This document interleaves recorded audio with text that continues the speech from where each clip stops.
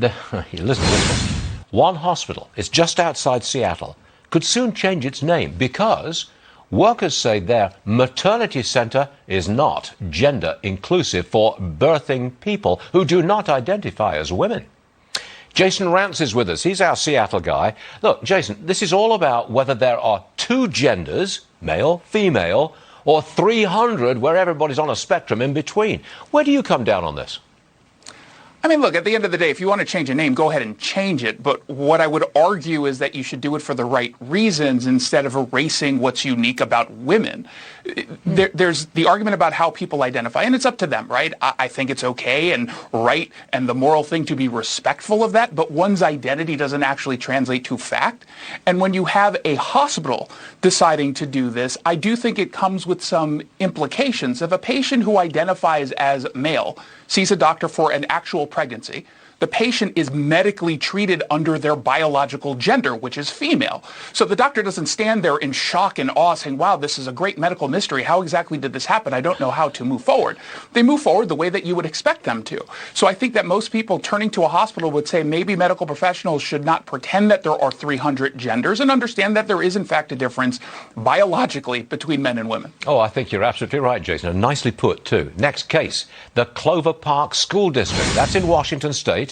It will now consider a student's race before punishing them.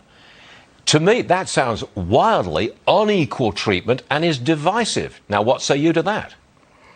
Yeah, you're right. It's disparate treatment, but this is what institutionalizing critical race theory does. So the Washington legislature passed bills in the last 2 years to dismantle what they claim to be institutional racism. And part of that mandates school boards be trained in something called cultural competency, which is basically an understanding of different cultures and traditions and family norms.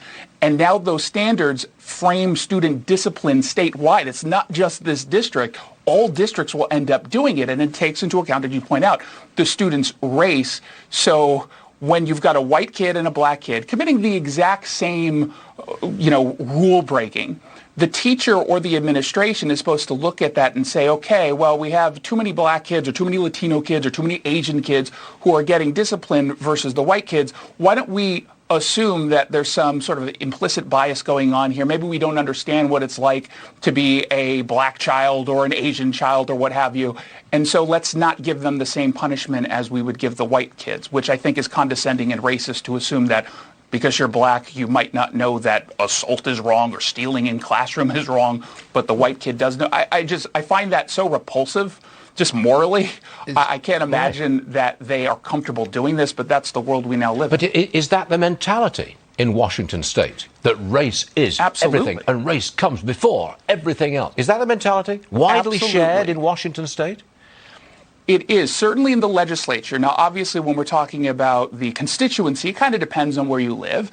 In Seattle, it is very much race forward, where everything is getting stained with this wokeism, including like we just talked about with that hospital. Yeah. I mean, it may not be, it's identity focused. And I think that that's the problem that we have here. And that's why so many, frankly, conservatives are so turned off by this. Would I be considered a racist if I said, no, don't consider a child's race before issuing a punishment verdict?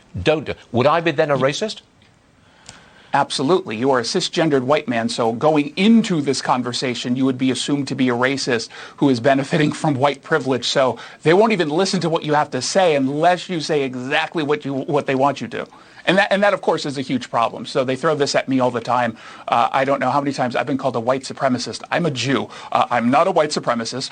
Kind of offensive to call anybody that because you just disagree with them politically. Mr. Rantz, you're all right. Come back and see us again soon. Well, later, fella. Thanks a lot. Thanks, Stuart.